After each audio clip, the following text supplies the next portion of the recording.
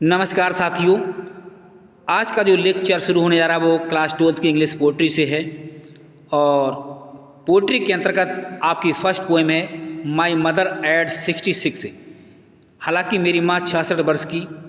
इस पोएम को भारतीय कवयित्री कमला दास के द्वारा लिखा गया है और इस पोएम को मैं आज एक्सप्लेन कर रहा हूँ, खासकर इसके सरेंडर आइडिया को, क्योंकि इस पोएम का सेंट्रल आइडिया बहुत इंपॉर्टेंट है जो आपके बोर्ड एग्जाम में अवश्य मिलेगा।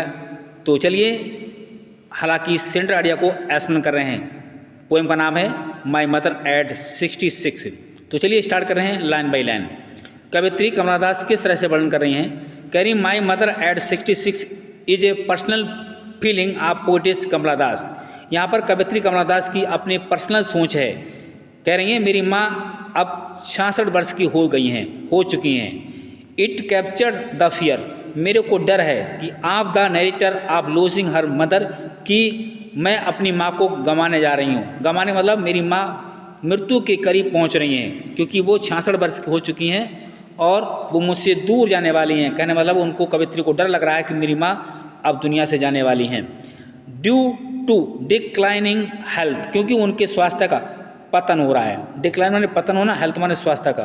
एंड लॉस ऑफ एनर्जी, उनके शरीर की जो एनर्जी, ऊर्जा, जो ताकत है वो समाप्त हो चुकी है।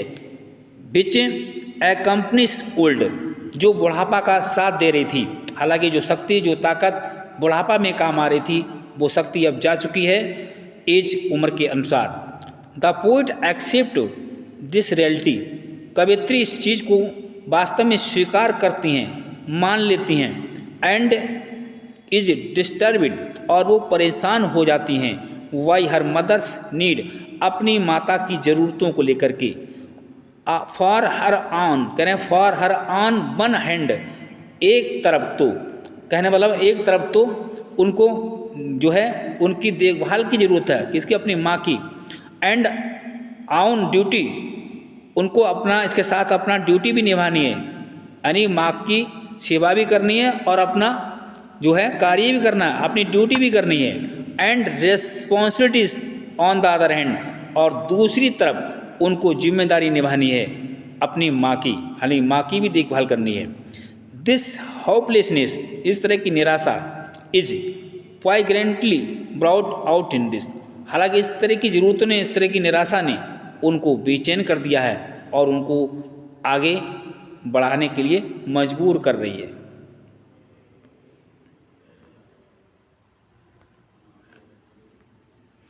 आगे कह रहे हैं कवयित्री इस पोएम से, कह रहे हैं पोएम द इमोशंस, जो उनकी भावनाएं हैं, एक्सप्रेस्ड बाय द पोएट्स, इन भावनाओं से कवयित्री काफ़ी अनुभवी हो गई हैं, एक्सप्रेस्ड हो गई हैं। आर रिसेंटली यूनिवर्सल, यूनिवर्सल माने सार्वजनिक रूप से, इन नेचर, प्रकृति से।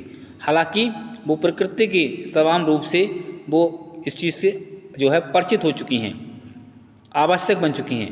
The fear of losing A loved, हालांकि उनको लग रहा है, उनको डर है कि मेरा प्रेम, मेरी माँ मेरा प्रेम है, क्योंकि उन्होंने मेरी देखभाल की थी बचपन में और वो मेरा प्रेम के रूप में है। आज मैं अपने प्रेम को लूजिंग करने जा रही हूँ, यानी खोने जा रही हूँ, गंवाने जा रही हूँ। वन इन ए थीम, ये मेरा एक कथानक बन गया है। हालांकि मेरा डर है कि मेरी माँ मेरा प्रेम में से दूर जा रहा है।